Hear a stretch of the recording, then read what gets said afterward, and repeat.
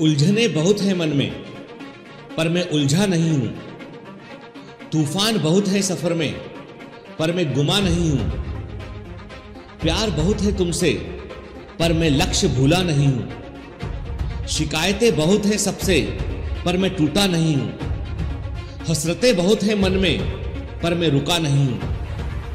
कोई रोक सके थाम सके वो साहस किसी में नहीं। कोई रोक सके थाम सके वो साहस किसी में नहीं। मंजिल मेरी मुझको हर पल पुकारती है। मंजिल मेरी मुझको हर पल पुकारती है, अपनी ओर बुलाती है। अब सपने हकीकत बनेंगे, अब सपने हकीकत बनेंगे। जल्द ही कुछ चर्चे मेरे भी होंगे, जल्द ही कुछ चर्चे मेरे भी होंगे।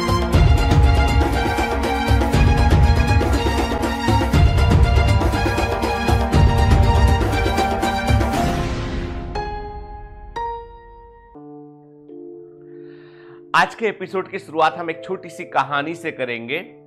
दरअसल एक गांव था और उस गांव में एक मास्टर साहब रहा करते थे और मास्टर साहब जो थे वो प्राइमरी स्कूल के बच्चों को पढ़ाया करते थे। लेकिन समस्या ये थी कि गांव का जो स्कूल था वो थोड़ा दूर था, सुनसान जगह पर स्कूल बना हुआ था, क्योंकि वो जो स्कूल था वहां पे आसपास के 4-5 गांव से बच्चे आया करते थे।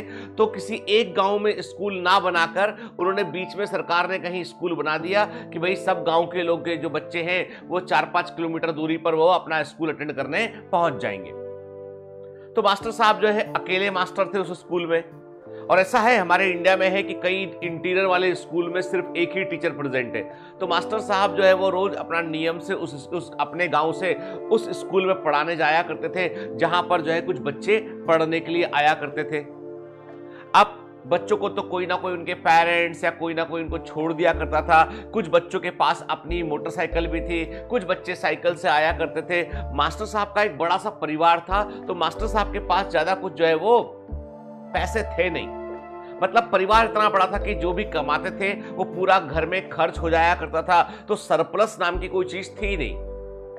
कुछ छोटा मोटा पुराना कर्जा था जो पिताजी के समय का लिया था, उसको भी चुकाया करते थे वो। तो मास्टर साहब जो है आर्थिक रूप से कोई बहुत संपन्न व्यक्ति नहीं थे, उसूलों वाले व्यक्ति थे। इसलिए किसी को जो है वो पर्सनल ट्यूशन के लिए बोलना ये सब भी वो नहीं किया करते थे। मास्टर साहब रोज जो है अपने गांव के उस स्कूल को में पहुंचने के लिए जो है वो सुबह तड़के निकल जाया करते थे कि सुबह अर्ली मॉर्निंग निकल गए और 4-5 किलोमीटर दूर स्कूल था, तो पैदल पैदल चल लिया करते थे वहां के लिए। रास्ते में यदि कोई मिल जाए, उन्हें मोटरसाइकिल वाला कोई मिल गया या कोई व्यक्ति उस रोड से निकलता हुआ दिख गया, तो उससे वो कई बार लिफ्ट मांग लिया करते थे। अक्सर लोग उनको लिफ्ट दे दिया करते थे, पर कई बार ऐसा होता है कि आप लिफ्ट मांगते कोई आदमी उसको रिस्पॉन्ड ही नहीं करता है। तो मास्टर साहब को मन में बड़ा बुरा लगा करता था कि यार मैं मास्टर हूं लेकिन कोई मुझे कई बार लोग मुझे लिफ्ट भी नहीं देते हैं कि भाई छोड़ना ही तो है, आगे उसी रास्ते पर जा रहे हैं, छोड़ देंगे। तो मास्टर साहब ने मन ही मन सोचा कि अब मैं थोड़ा सा जो है वो बचत करना शुरू करता हूं, और पिताजी का जो लिया कर्जा था वो भी ऑलमोस्ट खत्म होने आया है। तो अब मैं जैसे वो कर्जा चुक जाएगा मैं अपने पैसे जोड़ूंगा और अपने लिए एक स्कूटर खरीदूंगा। ठीक है, मास्टर साहब ने पैसे जोड़ना शुरू किए और मास्टर साहब जो है वो शोरूम पे गए। उन्होंने एक अच्छा चमचमाता हुआ स्कूटर खरीदा और उन्होंने जब स्कूटर की डिलीवरी ले रहे थे तब उनके मन में एक विचार था कि उस सड़क पर जब भी मैं निकलूंगा जहां मैंने सालों गुजारे, सालों में उस सड़क पर गया हूं, जब भी मैं उस सड़क पर निकलूंगा कोई भी व्यक्ति लिफ्ट मांगेगा उसको मैं लिफ्ट जरूर दूंगा, क्योंकि मैं जानता हूं दर्द क्या है। 5 किलोमीटर पैदल जाना है, टाइम पर स्कूल पहुंचना है, ठीक है, और घबराहट हो रही होती है क्योंकि आप जल्दी निकले होते हैं, खाना भी नहीं खाया होता है, उस समय तक बनता भी नहीं भोजन। तो मास्टर साहब बोलते थे कि भाई देखो ऐसा है, हम स्कूटर ले रहे हैं पर हम सबकी मदद करेंगे, जब भी हम निकलेंगे वहां से तो जो भी लिफ्ट मांगता दिखेगा उसको मैं लिफ्ट दूंगा। मास्टर साहब ने स्कूटर लिया, बढ़िया नीले रंग का चमचमाता स्कूटर था। सारे लोग बड़े खुश हुए, उनके मोहल्ले पड़ोस के लोग कि चलो फाइनली मास्टर ने जिंदगी में कुछ तो लिया। लोगों ने कहा कि अरे मास्टर साहब क्या बात है, तुम तो स्कूटर वाले हो गए हो, नवाब बन गए हो, बड़ा मजा आया, देख के अच्छा लगते हो, तुम जमते हो स्कूटर में। तो मास्टर साहब भी बड़े खुश कि चलो भाई गांव आसपास के लोग भी जो है मुझे मेरे स्कूटर को जो है वो तवज्जो देने लगे हैं, इसको स्कूटर की वजह से मुझे भी नमस्कार करने लगे। तो एक दिन मास्टर साहब सुबह सुबह अपने गांव की पाठ से दूर जो पाठशाला थी वहां जा रहे होते हैं। एक आदमी सड़क पर उनसे लिफ्ट मांगता है, वो उसको अपने पीछे बिठा लेते हैं। थोड़ा आगे जाते हैं तो वो आदमी अपनी छुरी निकालता है और मास्टर साहब के जो है वो पेट पर अड़ा देता है। चलो उतरो, गाड़ी रोको। मास्टर साहब डर जाते हैं, गाड़ी रोकते हैं। चलो चाबी दो गाड़ी की, लगी होती गाड़ी, चल हटो यहां से। मास्टर साहब बोलते हैं क्या कर रहे हो भाई, मैंने तुमको लिफ्ट दिया। बोला समझ नहीं आया क्या, लूट रहा हूं तेरे को मास्टर, तेरा स्कूटर अब मेरा। मास्टर बोलते हैं अरे भाई मैंने बहुत जतनों के बाद, इतना कष्ट उठाने के बाद इस स्कूटर को खरीदा है, तुम इसको कैसे मुझसे छुड़ा सकते हो। उसने कहा मैं लुटेरा हूं, मेरा कोई धर्म नहीं है भाई, लूटने आया था लूट लिया, अब निकल जाने तो चाकू मार दूंगा। तो मास्टर साहब बोलते ठीक है भाई। फिर मास्टर साहब थोड़ा एक कदम आगे बढ़ते हैं और लौट के आते, बोलते भैया ऐसा मैं कुछ वापस स्कूटर नहीं मांग रहा हूं मैं, पर तुमसे एक बात कहूंगा तो तुम मेरी एक बात तो मानोगे। क्या बोलना चाहता है बता। मास्टर साहब ने कहा यार किसी को बोलना मत कि इस रोड पर लुटेरा कोई लूट लेता है सामान। बोलता क्यों। अरे बोलता है यार तो तू मेरा स्कूटर ले जाएगा, अब तो मेरे को पैदल ही आना पड़ेगा ना, और लोगों से मुझे लिफ्ट मांगनी पड़ेगी, अब तेरे कारण मेरे को भी लोग लिफ्ट नहीं देंगे। अब तू लुटेरा है, तेरे को मैंने लिफ्ट दिया, तूने मेरा स्कूटर लूट लिया, लेकिन अब तेरे कारण मेरे को भी लिफ्ट नहीं मिलेगी, इसलिए प्लीज किसी को बताना मत कि तूने स्कूटर कहां से लूटा है, इस रास्ते पर लूटा, किसी को बोलना मत, तो मेरे को तो पैदल आना पड़ेगा ना अब। ठीक है। लुटेरा अपनी स्कूटर स्टार्ट करके निकल गया। घटना को 2 दिन गुजर गए। मास्टर साहब ने किसी को कुछ बताया भी नहीं, क्योंकि बताने पर मास्टर साहब की मुसीबत थी कि बता देंगे किसी को तो पता चला कि वो स्कूटर तो मिलेगा नहीं, और उल्टा लफड़ा ये हो जाएगा कि उनको लिफ्ट मिलना बंद हो जाएगी। ईमानदार आदमी थे, किसी कुछ बोला नहीं, उनका किस्मत में नहीं था शायद, अपनी किस्मत में पैदल चलने लिखा है। मास्टर साहब जो है अपनी पाठशाला में एक दिन पढ़ा रहे थे, देखा कि एक आदमी उनका नीला, वही आदमी जो लुटेरा था, वो उनका नीला स्कूटर लेके आया। चुपचाप से उसने स्कूटर को वहां पर स्कूल के सामने लगाया और चाबी निकाली और चाबी को मास्टर साहब को दिखाकर वो रखने लगा कि भैया ये चाबी स्कूटर की है। मास्टर साहब झट से क्लास से बाहर निकल के आए और बोले रुक रुक रुक, तू तो मेरा स्कूटर लूट के ले गया था, आज वापस कैसे ला दिया। बोला मास्टर साहब तुम आदमी सही नहीं हो। मास्टर साहब ने कहा यार लूट तू करेगा और आदमी मैं सही नहीं हूं, ऐसा कैसे। बोलता है जब मैंने तुम्हारा स्कूटर लिया, मैं थोड़ा आगे निकला तो मेरे को जो है, मैंने सोचा चलो स्कूटर का थोड़ा सा जो है वो नंबर चेंज करा देता हूं उसका मैं, ताकि पहचान में ना आए। ठीक है, तो मैं लेके गया अपने एक परिचित के पास लेके गया, तो बोल वो उसने देखते बोला अरे स्कूटर तो तेरे पास कहां से आया, ये तो मास्टर साहब का स्कूटर है, तेरे पास ये स्कूटर कहां से आया, ये तो मास्टर साहब का स्कूटर है। तो मेरे को उससे बोलना पड़ा, छुपाना पड़ा कि नहीं ये स्कूटर जो है मास्टर साहब ने बोला था कुछ में स्क्रू ढीला है तो जरा चेक करवा लो, तो मैं चेक कराने आया हुआ था। कौन सा स्क्रू ढीला है। नहीं वो हो गया ठीक, बस मैं जा रहा हूं। तू जो मेरा दोस्त था जो मेरे लूट में साथ दिया करता था, उनका बच्चा भी यहीं पढ़ता है, उनका बच्चा भी तुम आपकी पाठशाला में पढ़ता, तो उसने झट बोला यार मास्टर साहब का स्कूटर है, तो कहां लेके घूम रहे हो उसको, खराब मत करना, मास्टर साहब ने बड़ी मुश्किल से लिया है इसको। फिर मैं आगे निकला, मैं सोचा एक काम करूं, इस गांव से बाहर निकलता हूं। इस गांव से बाहर निकलने के लिए मैंने कोशिश की, तो बाहर देखा कि पुलिस ने बैरिकेड लगा रखे थे। तो मैं जैसे ही निकला तो वो हवलदार ने रोका, बोला अरे क्यों रे, मास्टर का स्कूटर लेके कहां घूम रहा है, उनका स्टूडेंट है क्या या उनका पहचान वाला है। और मास्टर को नमस्कार बोलना, बोला पिंकी इस बार क्लास में फर्स्ट आएगी, बोल रही थी कि मास्टर ने इतना अच्छा पढ़ाया। नहीं सर, वो मैं स्कूटर लेकर जैसे ही निकला था, मास्टर बोल रहे थे कि इसमें पेट्रोल भरा लाओ। जा, पेट्रोल पंप उधर है, इधर नहीं है, उधर है, जा जा। हवलदार ने मुझे बैरिकेड से लौटा दिया।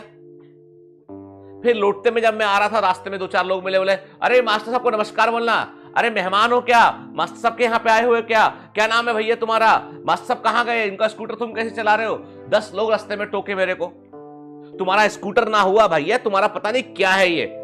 हर आदमी तुमको पूरे शहर का जानता है कि मास्टर साहब का स्कूटर, मास्टर साहब का स्कूटर, मास्टर साहब का स्कूटर। तो इसे चुराना तो बहुत दूर की बात है भाई। इस पर बैठ के कोई सवारी कर ले, उतने में लोग उसे टोक देते हैं। ये तो रथ है तुम्हारा, कोई दूसरा ले नहीं सकता है इसको। फाइनली स्कूटर मास्टर साहब के पास वापस आता है। आप बोलोगे इस कहानी से क्या प्रेरणा मिली, क्या सीख मिली इससे? दरअसल क्या होता है बेटा, अच्छे काम की जो गूंज होती है ना, आपको कई बार लगता है जीवन में कि हम बहुत अच्छा कर रहे हैं, अच्छा एफर्ट कर रहे हैं, बहुत प्रयास कर रहे हैं, लेकिन तब भी हमें वो वाला आउटकम नहीं मिल रहा जो हमको मिलना चाहिए, या हम उस परिणाम तक नहीं पहुंच रहे जो परिणाम हमको मिलने चाहिए। कई बार हमें लगता है हमने इतना कुछ किया और खो गया वो अचानक से। कई बार हमें लगता है कि शायद ईमानदारी आज के जमाने की चीज नहीं है। कई बार लगता है कि बेईमान लोग ज्यादा तरक्की कर रहे हैं। कई बार लगता है कि ईमानदार रहने से क्या बहुत फायदा होने वाला है। कई बार लगता है हम ईमानदारी कहीं बेवकूफी का नाम तो नहीं है।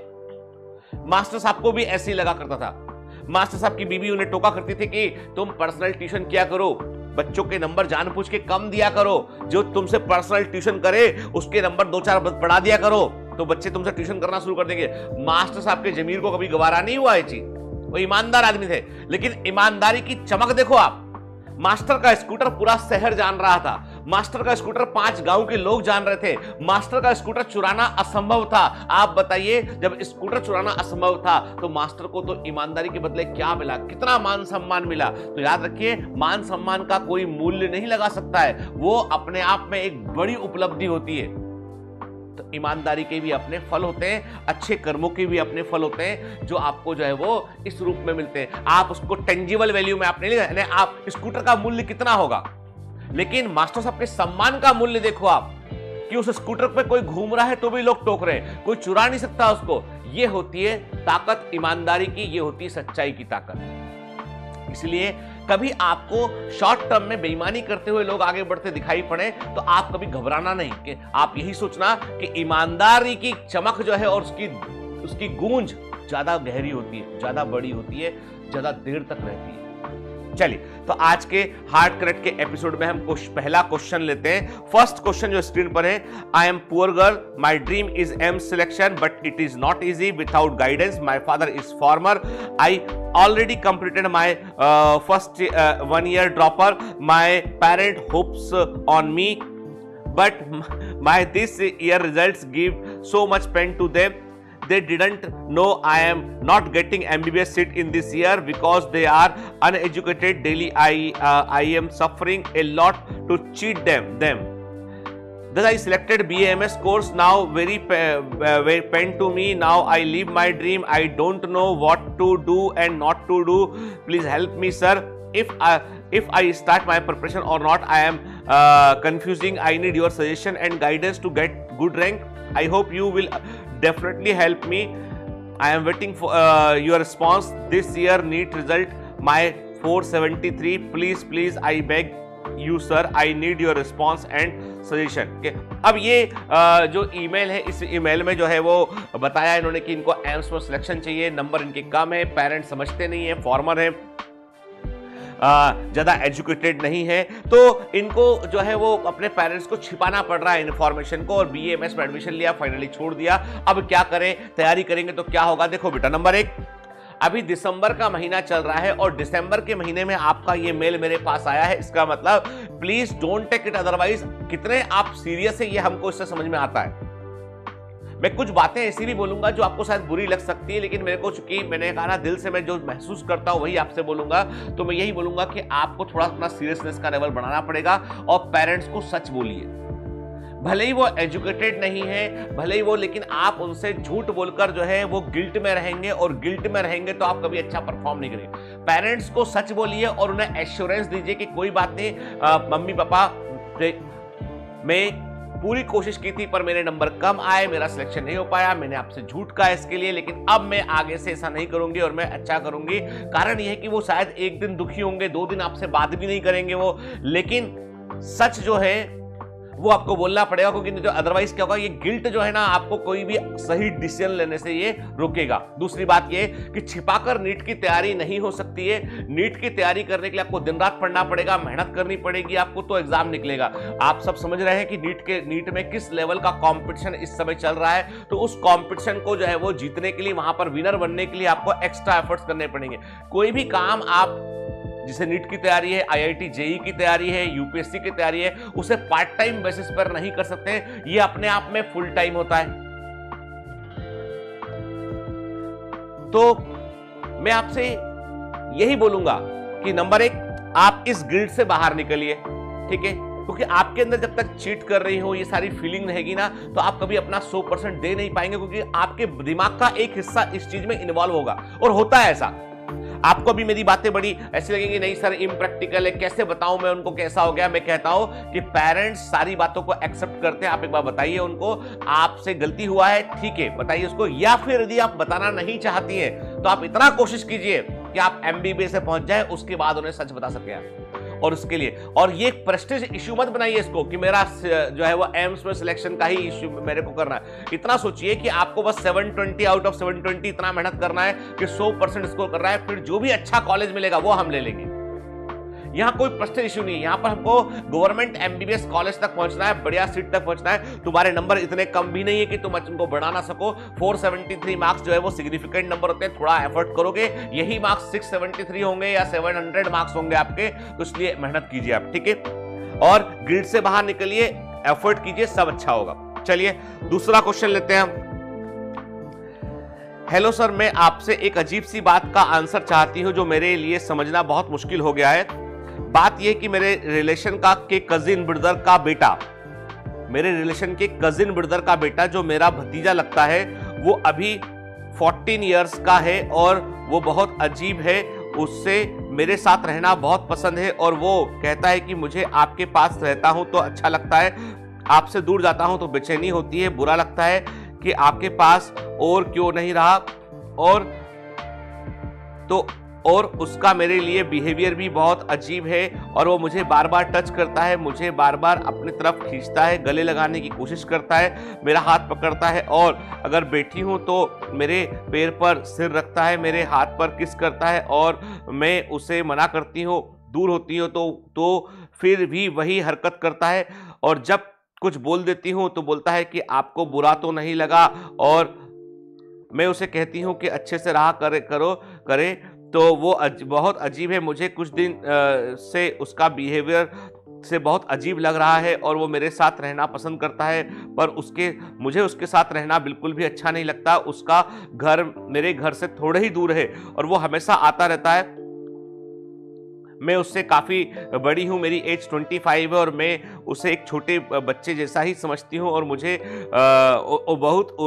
और उसे बहुत सारी चीज़ें समझाती भी हूँ उसकी एज के बारे में और वो अब बच्चा नहीं है, अच्छे से रहा करे पर फिर भी उसका मेरे लिए ऐसी हरकत करना मुझे बहुत परेशान करता है और मैं डिस्टर्ब हूँ कि कैसे उसे समझाऊं कि वो ऐसा ना करे। वो अभी जिस एज में है वो एज में बच्चे ऐसे अजीब हरकत करे तो क्या करे। मैं नहीं समझ पा रही हूँ। सर आप ही बताएं उसका किस टाइप का माइंड है और वो ऐसा क्यों करता है।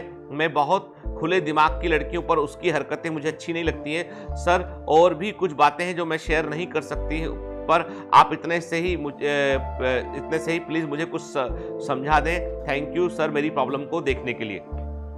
देखिए ये एक बड़ी कॉमन समस्या है और ऐसी समस्या एक नहीं है, कम से कम आपको बता दूं 10 मेल ऐसे हैं जिनमें सेम टाइप ऑफ प्रॉब्लम को बताया गया है। ठीक, एक बात मैं क्लियर कर दूं कि जो 13-14 साल के जो बच्चे होते हैं ये basically they are driven by the hormonal influences. क्या स्पेशली जो है वो बॉयज की बात करें तो उनमें चूंकि काफी सारे चेंजेस उनके अंदर होते हैं और सडनली एंड्रोजन लेवल भी बढ़ता है तो they get attracted to the opposite sex. ठीक है, जो कि बिल्कुल कॉमन चीज है। लेकिन कोई भी ऐसी हरकत जो हरकत आपको परेशान करती है घर के रिलेटिव को, बड़े को, तो याद रखिए कि सबसे बड़ा खतरा जो है वो गर्ल्स को जो है वो अपने ही परिवार में होता है, बाहर नहीं होता है इतना। आपको यदि कोई डेटा आप निकालेंगे, गूगल भी करेंगे ना, आपको मालूम चलेगा कि सबसे अधिक जो है वो सेक्सुअल एब्यूज के केस, सबसे अधिक जो है सेक्सुअल क्राइम के जो केसेस हैं वो जानने वाले, पहचानने वाले, डिस्टेंट रिलेटिव या निकट संबंधी लोगों से उसके द्वारा किए गए। एकदम स्ट्रेंजर वहां पर इन्वॉल्व होगा, इसकी संभावनाएं कम होती है। ये मैं नहीं कहता हूं, ये पुलिस का डेटा कहता है। आप गूगल कर लीजिए, आपको इंफॉर्मेशन मिल जाएगी। गर्ल्स को सबसे अधिक अलर्ट रहने की की जरूरत है, अपने ही उन रिलेटिव से जो डिस्टेंट रिलेटिव है उनसे। Most of the sexual abuse के केसेस में ही वो इन्वॉल्व पाए जाते हैं। अब सुनिए बात, आपको अपने जो आपके कजिन, डिस्टेंट कजिन ब्रदर का जो बेटा है उसको साफ साफ आपको जो है दो टुक शब्दों में बोलना चाहिए कि नहीं, ये सारा बिहेवियर मैं बर्दाश्त नहीं करूंगी, सबको बता दूंगी और मुझसे दूर रहना। के आपको स्ट्रांगली, आप देखिए वो बच्चा नहीं है अभी क्या है, यदि आपने इसको स्ट्रांगली नहीं कहा ना तो चलिए आप तो संभाल लेंगे अपने आप को बड़ी उम्र में, लेकिन ये वो यही चीज वो किसी और के साथ करेगा और कई बार हो सकता है वो गलत दिशा में आगे बढ़ जाए। और वैसे में क्या होगा, वैसे में आपको इस बात का अफसोस रहेगा कि सही समय पर आपने उसको सही एडवाइस नहीं दिया। क्लियर? तो आपको एक बात ध्यान रखना है कि आपको उसको, देखो आप बड़े हैं, आप उससे उम्र में 10-11 साल बड़े हैं और आप रिलेशनशिप में भी जो है वो आपका भतीजा लगता है, तो सिंपल सी बात है कि रिलेशनशिप की मर्यादाओं को हमें रखना पड़ेगा। तो आप उसको दो टुक शब्दों में बोल दें कि this is not allowed, please don't touch me. अब आपने जो है वो बात करो, दूर से बात करो, काम की बात करो, अदरवाइज अब आपने इस तरह की हरकत की तो मैं घर में सबको बता दूंगी। और ध्यान रखना इस बात का। हो सकता है 2 दिन वो नाराज रहे, आपसे आना बंद कर दे, वोट के वो आपसे जो है एक अलग तरीका, उसको बुरा लगे उसको, लेकिन उसके बुरे लगने से उसको बुरा लगना चलेगा, लेकिन उसको सही राह दिखाना ज्यादा इंपॉर्टेंट है। वो तो बच्चा है, वो समझ नहीं पा रहा है, वो जिस प्रभाव में चल रहा है ना, उसे सही और गलत का अभी अंदाजा नहीं हुआ है। और उसे बताएगा कौन? उसे वो सही और गलत बताया क्या? वो बताएंगे आप। और आप ध्यान रखिए कि कई बार मैंने देखा है कि कई सारी गर्ल्स एक जो चीज करती है कि वो अपने से छोटे यंगस्टर लड़कों को वो बॉडी में होने वाले चेंजेस के बारे में, इस चीजों के बारे में बताती हैं, एजुकेट करने की कोशिश करती है। उनके इंटेंशन बिल्कुल सही होते हैं, लेकिन कई बार व्यक्ति जो परसीव कर रहा है इंफॉर्मेशन दूसरे एंड पर, वो उसको गलत ले लेता है। ये होता है क्योंकि ये आपकी छोटी सोच होती है कि आपको जो बता रहा है कोई सही दिशा के लिए, आप उसमें से भी गलत चीजों को, आउटकम को निकाल रहे हैं। इसीलिए प्लीज, घर में आपको लगता है कि ये चीज असहनीय है, इनटॉलरेबल है, तो अपनी मम्मी को अपने घर में बताओ कि ये आता है, थोड़ा ऐसा करता है, हमको अच्छा नहीं लगता। ठीक है? घर के लोगों को जानकारी होती है तो फिर घटनाएं नहीं घटती, याद रखिएगा। ठीक है? इसीलिए ये मत सोचिए कि वो उससे क्या होगा, उसको उन पे क्या असर पड़ेगा। क्योंकि देखिए क्या होता है, लड़कियां बर्दाश्त करती है, टॉलरेट करती है, सहन करती है, इसीलिए वो सफर भी करती है। आप टॉलरेट करना कम कर दीजिए इन चीजों को, चीजें ठीक होना शुरू हो जाएंगी। अभी हाल ही में मैं कहीं पे बैठा हुआ था तो किसी ने मुझसे कहा कि आजकल जो है डिवोर्स के केसेस बहुत बढ़ रहे हैं और पढ़ी लिखी लड़कियों और पढ़े लिखे लोगों में जो है वो डिवोर्स का रेट बढ़ता चला जा रहा है। क्या हम गलत समाज का निर्माण नहीं कर रहे हैं? लड़कियों को एम्पावर कर रहे हैं, उससे जो है उससे तलाक की संभावनाएं बढ़ रही हैं। ऐसा किसी कम बुद्धि के व्यक्ति ने एक जगह पे कहीं बैठे थे, वहां पे बोला। तो मैंने एक ही बात बोली उनको कि साहब ऐसा गलत है, डेटा आपका गलत है, आपके आंकड़े गलत है, तलाक नहीं। अभी क्या हो रहा है कि जो डिवोर्स के जो केसेस बढ़ रहे हैं उसके पीछे एक बड़ा कारण यह है कि लड़कियां एजुकेटेड हैं, वो जानती हैं कि सही क्या गलत क्या, और वो अब डोमेस्टिक वायलेंस को टॉलरेट नहीं करती है। अब वो अपने एब्यूज को टॉलरेट नहीं करती है। नहीं तो पहले की पीढ़ी में महिलाएं रोते हुए, कोसते हुए, दुखी होते हुए पूरी जिंदगी गुजार दिया करती थी और उनको पूरी जिंदगी इस बात का अफसोस होता था कि गलत आदमी के पल्ले पड़ गए हम, गलत जगह हम चले गए, इसलिए हमको जो है वो ये सब बर्दाश्त करना पड़ रहा है, सहन करना पड़ रहा है, ईश्वर की यही मर्जी थी, ऐसा मान लिया करती थी। पर आज के जमाने की लड़कियों ने ये मानने से मना कर दिया। उन्होंने कहा नहीं, जीवन हमारा है, एक ही बार मिला है और हम इस पर बदतमीजी तो बर्दाश्त करेंगे नहीं बिल्कुल। तो डिवोर्स हो जाता है। दो लोग लड़ते रहे, जीवन भर कोसते रहे, उससे अच्छा अलग अलग रहे, वो खुश रहे, अलग अलग रहे, तो इसमें कोई अच्छी या बुरी बात नहीं। मैं किसी चीज को प्रमोट नहीं कर रहा हूं, पर मैं एक बात बोल रहा हूं कि सही व्यक्ति का साथ बहुत इंपॉर्टेंट है, बजाय इसके कि गलत व्यक्ति को जीवन भर ढोते रहे। तो उसको लेके जो समाज की एक धारणा बनी कि लड़कियों को पढ़ाएंगे, मेरे को बड़ा बुरा लगा सुन के कि लड़कियों को पढ़ाएंगे तो लोग डिवोर्स बढ़ते चले जाएंगे। अरे भाई, पढ़ाओगे तो सही गलत का अंतर मालूम चलेगा, उसे ये पता चलेगा कि क्या सही क्या गलत है। वो टॉलरेट नहीं करेगी टॉलरेट, तो उस रिलेशनशिप जिससे उसको प्रॉब्लम है उससे बाहर निकल आएगी। तो ये सब एजुकेशन का ही बेटर आउटकम बोल सकते हो उसको आप, कि आप जो है वो आज वॉयलेंस के लाइफ से बाहर निकल सकते हैं आप। खैर, सबके अपने अपने व्यू हो सकते हैं। मैं भी देख रहा हूं कि हार्ट कनेक्ट के एपिसोड्स के बाद कुछ बच्चे मुझे मैसेज करते हैं, सर हम आपके इस व्यू से सहमत नहीं है, उस व्यू से सहमत नहीं है। देखो, एक मेरा व्यू हो सकता है बेटा, एक तुम्हारा व्यू हो सकता है। यहां पर मैं जो बातें बोलूंगा वो मैनिपुलेटेड नहीं बोलूंगा, मेरे मन में जो है, जो मैं जैसा हूं वैसी बातें से बोलूंगा, जो मैं महसूस करता हूं बोलूंगा। आप इसे जज कर सकते हैं, पर सही या गलत नहीं। दुनिया में कोई भी चीज जो है वो ब्लैक एंड व्हाइट नहीं होती है, हर चीज कुछ स्याह होती है, कुछ व्हाइट होती है। यानी जो जैसा दिखाई पड़ता है उसमें बहुत सारे डिफरेंट परम्यूटेशन कॉम्बिनेशन हमको मिल सकते हैं। इसलिए याद रखिए, कोई भी डिसीजन जो होता है ना, उसको हमें अपनी परिस्थितियों को आसपास देखकर ही लेना चाहिए। मेरा एक सजेशन होता है आपको, तो मेरा सजेशन ये है कि आप उससे देखो बेटा, ये बच्चे ना थोड़ा बड़ा होगा, वो आपने उसको अभी नहीं रोका ना, तो आपके इस नहीं रोकने को वो हाँ के समान कंसिडर करेगा। आपने इसको जो है वो यदि स्ट्रांगली मना नहीं किया तो वो कल को हो सकता है कि कोई घटना हो जाए और उस घटना के लिए फिर आपको जीवन भर अफसोस रहेगा। इसलिए मैं कह रहा हूं कि उस बच्चे को सही राह पे लाना जरूरी है और अपने आप को सेफ रखना भी जरूरी है। चलिए, आज का हम नेक्स्ट क्वेश्चन लेते हैं। दिल से नमस्ते सर, पहले तो आपको बहुत सारा प्यार। आप हम बच्चों की जान हो। बायोमेंटर से जुड़ने के बाद मुझ में काफी बदलाव आए हैं सर। मैं लास्ट ईयर से आपकी ऑफिशियल कमांडो हूं सर। 2021 में मैं 12th के साथ मेरा फर्स्ट अटेम्प्ट था, बट मेरा मार्क्स अच्छे नहीं आए। मैंने इस साल ड्रॉप ली और फोकस बैच में हूं। मेरे पेरेंट्स भी सपोर्टिव है, मुझे किसी चीज की कोई डिस्ट्रैक्शन भी नहीं है, कोई बैकलॉग भी नहीं है, सब ठीक है सर। बट सर, मैं एक चीज नोटिस कर रही हूं कि काफी दिन से कि लोगों से बात करने में डर रही हूं। पता नहीं क्यों मुझे लगता है कि वो मुझसे पूछ लेंगे कि अभी मैं क्या कर रही हूं, मैं कैसे बोलूं कि मैं ड्रॉप ली हूं। पता नहीं क्यों मुझे बहुत अजीब लगता है ये कहने में कि मैं ड्रॉप ली हूं। इसलिए मैं जब घर से निकलती हूँ तो किसी से बात नहीं करती और क्राउड देखती हूँ तो पता नहीं क्यों डर सा लगता है। प्लीज सर मुझे बताएं कि ऐसा क्यों हो रहा है। मैं लोगों से मिलने से डर रही हूँ, जबकि पहले मैं ऐसी नहीं थी, सबसे बात करती थी, बहुत खेलती थी, बट अभी तो घर से निकलना भी नहीं होता, मन भी नहीं करता कि कोई कुछ पूछ लेगा। Thank you. देखो बेटा, अब आपको अपने ड्रॉप लेने पर या रिपीट करने पर आपको डर लगता है इस बात का कि कोई पूछ लेगा आपसे कि कर क्या रहे हो। देखो, जब आप कुछ भी कर रहे हो और उस काम पर आप गर्व करते हो ना, तो आपको किसी को झूठ बोलने की कोई आवश्यकता नहीं। आप जब जिस दिन ये स्वीकार कर लेंगे आप मन में कि नीट का एग्जाम एक टफ एग्जाम है, इसको निकालने के लिए 1 साल पूरा मन लगाकर पढ़ना पड़ता है, तो मैंने इस बार जो है मैं मेडिकल एंट्रेंस की तैयारी कर रही हूं और घर रहकर इस बार एक बार अच्छे से पढ़ रही हूं। कोई बात, आप इस सच को खुद बोल देंगे ना तो आपका डर बाहर निकल जाएगा।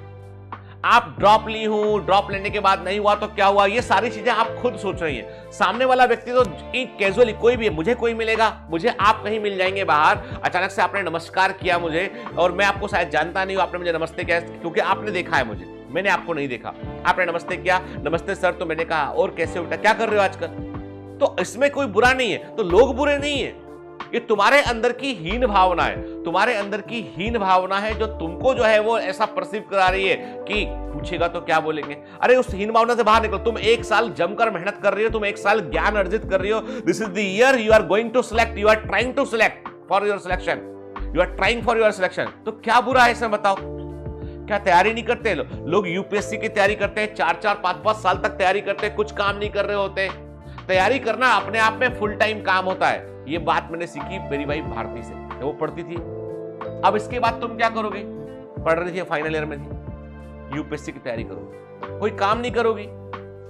तैयारी करना अपने आप में फुल टाइम काम है, वो ये बोलती थी। जब मैं उस समय पढ़ाया करता था और मैं यूपीएससी की तैयारी कर रहा था तो वो पूछती थी कि तुम क्या कर रहे हो। कभी हम लोग फ्रेंड थे पहले, मैंने कहा मैं पढ़ाता भी, डॉक्टर हूं, पढ़ाता भी और तैयारी करूंगा। कैसे कर लेते हो। मैंने कहा क्यों, तैयारी तो फुल टाइम अपने आप में काम है। मैं बोलता था पागल लड़की, हम है टैलेंटेड, हम कर लेते हैं, हम पढ़ा भी लेते हैं, प्रैक्टिस भी कर लेते हैं और हम यूपीएससी की तैयारी भी कर रहे हैं, हम है टैलेंटेड। बोलते नहीं हो सकता, तैयारी तो फुल टाइम में अपने आप में एक काम है, वो ऐसे ही बोलती थी। इसीलिए वो कहाँ है और मैं कहाँ हूं, फर्क तो हो गया। अभी निकलने की बात चल रही यूपीएससी के, भी तो एग्जाम की बात चल रही, वो निकाल ली, मैं नहीं निकल पाया। क्यों? क्योंकि तैयारी अपने आप में फुल टाइम काम है। तो तुम ये मन में डाल लोगी ना कि तैयारी अपने आप में फुल टाइम काम है, तो तुम्हें ये हीन भावना आना बंद हो जाएगी।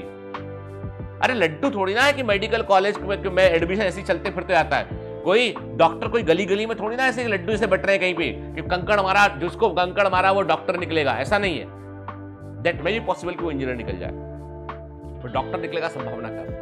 IIT नहीं बोला मैंने, इंजीनियर बोला, ठीक है ना, दोनों में फर्क है बहुत। तो कहने का मतलब ये है कि आप हीन भावना से बाहर निकलिए। आप सोचिए कि आपके पढ़ने का जो ईयर है वो बड़ा इंपॉर्टेंट ईयर है, आप नॉलेज गेन कर रहे हैं। आप टफेस्ट एग्जाम जो है इस समय इंडिया के टफेस्ट एग्जाम में एक है मेडिकल एंट्रेंस एग्जाम, उसकी तैयारी कर रहे हैं। सक्सेस रेशियो इतना कम है कि आप सोचिए कि कुछ हजार सीटों के लिए 16 लाख बच्चे लड़ रहे होते हैं, तो वहां पर यदि आप एक साल तैयारी कर रहे हैं तो क्या गलत कर रहे हैं आप? किससे डरते हो भाई? कौन है, कौन तुम्हारी सफलता में आने वाला है? वो कल सफल हो जाओगे तो बेटा बहुत अच्छा किया, हम तो पहले ही कहते थे नहीं निकलेगा, या हमने कहा था तुम निकल जाओगे। वो तो दोनों वर्डिक्ट चेंज कर देंगे, उनकी चिंता ना करो। तुम अपनी पर्सनालिटी में हीन भावना को बाहर निकाल दो उससे, क्योंकि वो हीन भावना तुमको आगे दिक्कत करेगा बेटा। इसलिए प्लीज जो करते हो उस पर प्राउड महसूस करो, प्राइड महसूस करो उस पर कि हाँ नहीं हम कर रहे हैं, ठीक है, सिरा ठोक के कर रहे हैं। लिया हमने ड्रॉप तो लिया ड्रॉप, तुम्हारा पिताजी का क्या लिया हमने, ठीक है। एकदम बिल्कुल एटीट्यूड, रिवेंज वाली भावना रखो कि हमको बदला लेना, हमें करना है, हमें कुछ बेहतर करना है। तो तुमको इस डिप्रेशन से, इस डर से तुम बाहर निकल जाओगे। लड़कियों को डरने का बिल्कुल नहीं है, लड़कों को भी, ठीक है ना, ठीक। लड़के तो दुस्साहस भी करते हैं, तो मैं बोलूंगा दुस्साहस मत कीजिए, ठीक है। साहस और दुस्साहस में फर्क होता है। आप जिम्मेदारी को समझिए कि आप क्यों कर रहे हैं, ठीक है, क्यों कर रहे हैं। क्योंकि देखिए जब आप डॉक्टर बनते हैं ना, केवल आप अपने लिए नहीं बनते, आप हजारों लोग ऐसे होते हैं जिनको कभी ना कभी आपकी जरूरत पड़ती है और आपसे वो सर्विसेज लेते हैं, आपसे वो जो है आप उनका इलाज करते हैं, आप उनको ठीक करते हैं। फर्क पड़ता है, समाज को बड़ा फर्क पड़ता है। चलिए नेक्स्ट क्वेश्चन लेते हैं। गुड मॉर्निंग सर, मैंने 2021 में 12th पास किया है। मेरे घर में 2 ब्रदर और अकेली सिस्टर हूँ। मैं सबसे बड़ी हूँ दोनों भाइयों से। मेरे पापा एक टीचर हैं, मम्मी हाउसवाइफ है और घर में दादा दादी रहते हैं। और मेरी मम्मी मुझसे घर का बहुत ज़्यादा काम करवाती हैं, जैसे कि खाना बनवाना, घर साफ करना। सर मेरे पापा घर में रहते नहीं हैं, इसलिए उन्हें लगता है कि मैं दिन भर पढ़ती हूँ, लेकिन सर मैं सेल्फ स्टडी नहीं कर पाती हूँ। सर मेरा किसी भी सब्जेक्ट में कोई बैकलॉग नहीं है। सर मैं टारगेट बेच की स्टूडेंट हूँ 2021। सर मेरी मम्मी को लगता है कि घर का पूरा काम करूं, फिर उसके बाद जो टाइम बचता है 1-2 घंटे उसमें पढ़ाई करूं, इसलिए मेरी मम्मी से मेरी बात और मेरी बहस हो जाती है, जिससे बाद में रिग्रेट होता है कि मम्मी से लड़ना नहीं चाहिए था। सर मैं मॉर्निंग 3 AM से लेक्चर अटेंड करती हूँ क्योंकि दिन में टाइम नहीं मिलता। सर मेरे पापा मुझ पे यकीन करते हैं, पढ़ने के लिए कहते हैं, लेकिन वो घर में रहते नहीं, इसलिए मम्मी को मुझ पर बिल्कुल भरोसा नहीं। Sir you are my motivation. Sir please मेरी ईमेल को लीजिए सर प्लीज़। देखिए ये जो प्रॉब्लम है ना कि मम्मियाँ कई बार घर में समझती नहीं इस बात को, अपनी बच्चियों से, बेटियों से जो है जब काम करवाती हैं, और उनको ऐसा लगता है कि यदि बेटियों से काम नहीं करवाया ना तो ससुराल में जाके क्या करेंगी, बाहर जाके क्या होगा, ये करना है जिंदगी उनको। तो ये केवल छोटी समझ का प्रतीक है। और अभी भी समाज में जो है वो ये विचारधारा इतनी गहरी बस चुकी है कि girls are second grade citizen, ऐसा सोचते हैं लोग कि भाई वो जो है वो बॉय के बाद गर्ल की, भैया ठीक है घर का काम यदि करना है तो लड़का लड़की दोनों को बराबरी से करना है। और मैंने देखा है, मेरे को कई मेरे कमांडोज बतलाते हैं कि उनकी भाई और बहन जो है वो दोनों मिलकर काम करते हैं, बल्कि बहन को ज्यादा पैम्पर किया हुआ है और भाई ही अधिकांश काम करता है। ऐसा भी होता है, ऐसा नहीं होता कि कभी एक के भी, लेकिन मोस्ट ऑफ द केसेस मैंने देखा है, स्पेशली मैंने देखा है कि जो सेंट्रल इंडिया वाला हिस्सा है, वहां पर राजस्थान, मध्य प्रदेश, छत्तीसगढ़, यूपी, बिहार, वहां पे लड़कियों से घर का काम काफी सारा करवाया जाता है। और मैं आपको क्लियर कर दूं कि आपको बेटा यदि नीट की तैयारी करनी तो आपको ये जो वक्त आपका यहाँ लग रहा है इसको थोड़ा सेव करना पड़ेगा। आपको अपने पापा से खुलकर बात करनी पड़ेगी। पापा ऐसा है कि आप मम्मी को बोलिएगा नहीं इस बात के लिए, लेकिन ये कि ये तकलीफ मेरे को होती है और मुझे पढ़ना है मुझे, क्योंकि मैं उसके बगैर एग्जाम नहीं निकाल सकती हूँ, ठीक है। और पढ़ने के लिए आपको बेटा, और देखो 3 बजे सुबह तुम उठ के पढ़ती हो, मतलब तुम्हारे अंदर एक जुझारू प्रकृति है, तुम एक बहुत ही मेहनती लड़की हो और तुम जो है एग्जाम जरूर निकालोगे। ऐसे ही बच्चे एग्जाम निकालते हैं जो रास्ते ढूंढते हैं, जो बहाने नहीं ढूंढते, जो रास्ते ढूंढते हैं। और तुमने रास्ता ढूंढा कि तुम आधी रात को उठ के पढ़ने लगती हो, ये बहुत बड़ी बात है। लेकिन you should talk to your father and find a way कि मम्मी से बात कीजिए, आप टीम बना के बात कीजिए कि हमको ऐसे काम को बांट लेना है कि तो इतना काम मम्मी मैं 1 घंटा आपकी इसमें हेल्प कर दूंगी, लेकिन प्लीज मुझे पढ़ने का वक्त चाहिए, क्योंकि मैं पढ़ लूंगी, डॉक्टर बन जाऊंगी। उनको शायद से उस चीज का भान नहीं है, या तो उन्हें लगता है कि तुम शायद नहीं कर पाओगी, या उनको तुम पर भरोसा नहीं है, या उनको इतना ज्ञान नहीं है कि तुम क्या करने जा रही हो। और मैं क्लियर कर दूं आपको, जब तक आप सफल नहीं हो जाते हैं कोई आप पर यकीन नहीं करता है, इसलिए आपका सफल होना वो आपके अपने ऊपर ही निर्भर करता है। लोगों का ओपिनियन क्या होगा वो आपके सफल होने के बाद सामने आता है। नहीं, जब तक आप सफल नहीं है लोग आपके बारे में कोई ओपिनियन नहीं बनाएंगे, कोई भी पॉजिटिव बात नहीं कहेंगे, लेकिन आप सफल हो जाएंगे तो लोग आपकी ही कहानियां बना देंगे, कि आपकी ही कहानियां बना देंगे। वही मम्मी गर्व से बातें बताइए कि मेरी बेटी जो है वो पढ़ रही थी, मैंने अपनी बेटी को पूरा पढ़ने का वक्त दिया, बेटी को पढ़ाना चाहिए, वही मम्मी बोलेंगी। ये डायरी में कहीं लिख लेना, तुम्हारे निकलने के बाद तुम्हारी मम्मी बोलेगी कि बेटियों को पढ़ाना चाहिए और मैंने बेटी को पढ़ाने में बड़ा योगदान दिया। खुद बोलेंगी, 4 लोगों को बोलेंगी, वो खुद एक रोल मॉडल बन जाएंगी। समझाइए उनको एजुकेट कीजिए, और यदि मान लो लगता है तो उनको किसी अपने साथ लेके जाइए, किसी लेडी डॉक्टर के पास लेके जाइए, दिखाइए उनको कि देखो देखो डॉक्टर ऐसे बन जाऊंगी एक दिन में, ऐसा अस्पताल होगा, ऐसे मरीज आ रहे होंगे, ऐसे में इलाज कर रहे होंगे, तुम नहीं चाहती हो तुम्हारी बेटी वहां तक पहुंचे क्या। अपनी मदर को आप बताएं, क्योंकि देखो कई बार क्या होता है, लोग बुरे नहीं होते, उन्हें आभास ही नहीं होता उस चीज का। लोग बुरे नहीं होते हैं, उन्हें कई बार एजुकेशन नहीं होती है, नॉलेज नहीं होता है, उन्हें चीज का आभास नहीं होता कि वो सही कर रहे हैं कि गलत कर रहे हैं। Someone has to guide them. आपके फादर खुद टीचर है तो शिक्षा का महत्व वो बेहतर प्रकार से समझते होंगे। तो मेरा कहने का ये है कि आप जो है वो अपनी मम्मी से बात कीजिए इस बारे में, पापा से बात कीजिए, और बहस करने के बजाय रास्ता निकलाइए, चीजों को सुलझाइए आप उसको। चलिए आज का लास्ट क्वेश्चन लेते हैं हम।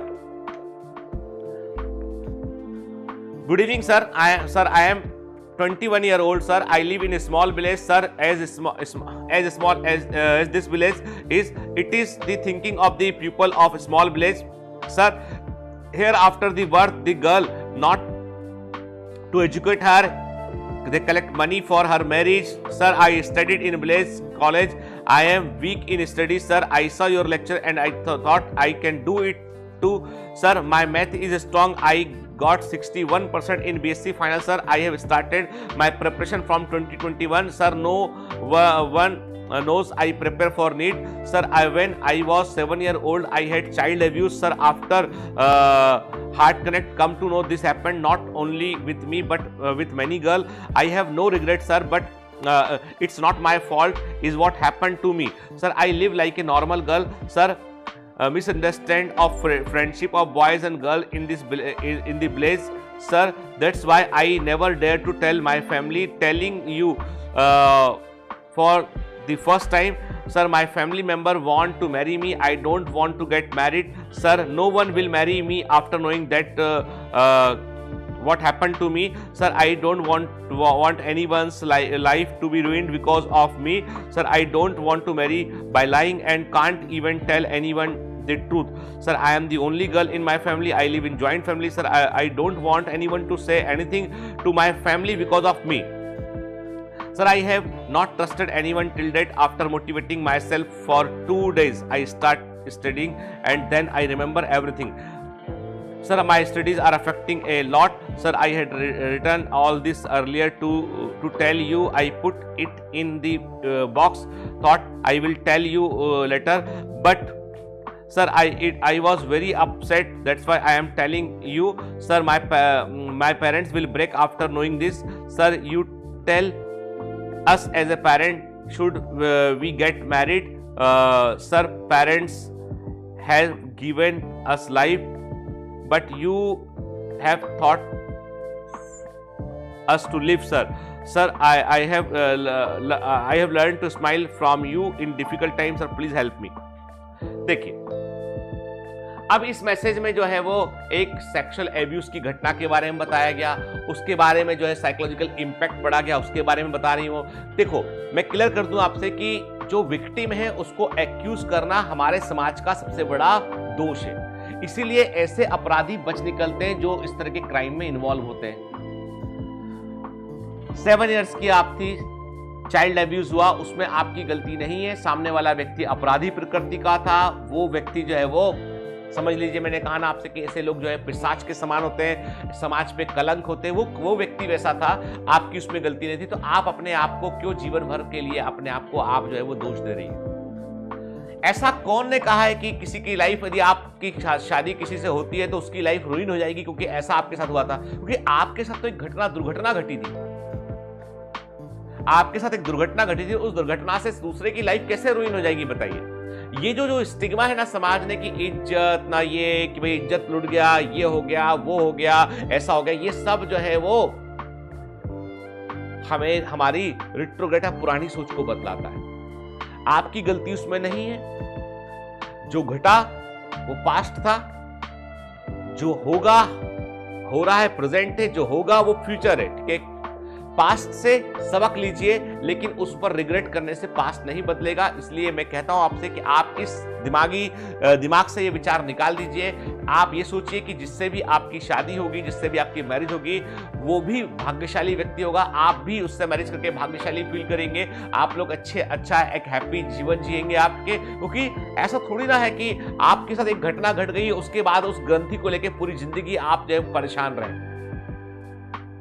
तो ये चीज को दिमाग से निकाल दो, वो एक बुरी घटना थी। और ऐसा बेटा, मैं सच बता रहा हूं, ऐसा मैंने बहुत सारे लोगों के मेल में देखा मैंने कि ऐसी घटनाएं घटती रहती है। और पता नहीं हम लोग किस तरह के समाज में रह रहे हैं, किस तरह के लोग हमारे आसपास रह रहे हैं कि हम जो है वो इन घटनाओं को जो है वो बर्दाश्त भी करते चले जा रहे हैं और ये घटनाएं रुकने का नाम नहीं लेती। शायद हमारी सोच या हमारी जो ज्ञान है, जो हमारा एजुकेशन का लेवल है, बहुत ही खराब हो चुका है। या हम कहते हैं कि हमारी जो जेंडर बायसेस है वो बहुत बड़े लेवल पर चल रहे हैं। 7 साल 6 साल की छोटी बच्चियां भी यदि सेफ नहीं घरों के अंदर, तो आप सोचिए कि फिर कौन सेफ है? तो इसमें आपकी बिल्कुल भी गलती नहीं है। तो ये ग्रंथि दिमाग से निकाल दो बेटा, है ना? आप आज भी वैसी ही है जैसे पहले थी आप, कोई परिवर्तन नहीं आया आपके साथ में। एक दुर्घटना घटी थी, बुरा इवेंट था, वो किसी के साथ भी घट सकता था, बात खत्म हो गई। अब आपको अपने फ्यूचर को प्लान करना है, आपको तैयारी करनी है, आपको अच्छी जगह पर पहुंचना है, अपने पैरों पर खड़ा होना है। और आपको लड़कियों में तो एक सिक्स सेंस होता है, वो समझ जाती है कि क्या इंटेंशन सामने वाले के होते हैं। लड़कियों में लड़कियां उस सिक्स सेंस को अवॉइड करती हैं, तो ही वो ट्रैप में फंसती है। अदरवाइज वो जानती है कि क्या सामने वाले के दिमाग में चल रहा है। ये है, समझता है उनको, यकीन है, यकीन कीजिए, कोशिश करती है, समझ में आता है उनको, पर कई बार उसको वो अवॉइड कर देती है। मैं यही बोलूंगा कि आपको सबसे इतना सा कि सावधान रहिए, सतर्क रहिए और जो है वो अपने खुद के पैरों पे खड़ा मजबूत बनिए। याद रखिए, मजबूत और स्ट्रांग लोगों को कोई टच भी नहीं करता है। मजबूत और स्ट्रांग लोगों को टच लोग नहीं करते हैं। लोग हमेशा कमजोर लोगों को जो है वो टच करते हैं, उनको जो है वो बुरा करने की कोशिश करते हैं। तो कमजोर मत बनिए, मजबूर मत बनिए, मजबूत बनिए और ऐसी ग्रंथि से बाहर निकलिए, सब अच्छा होगा। तो चलिए मिलेंगे अगले एपिसोड में, बात करते हैं बेटा अगले एपिसोड में। और दूसरा, आप में से जिन लोगों को जो भी प्रॉब्लम्स शेयर करनी, तो आप जो है वो दिए गए मेल आईडी पर आपको मेल भेज सकते हैं। All the best, bye bye.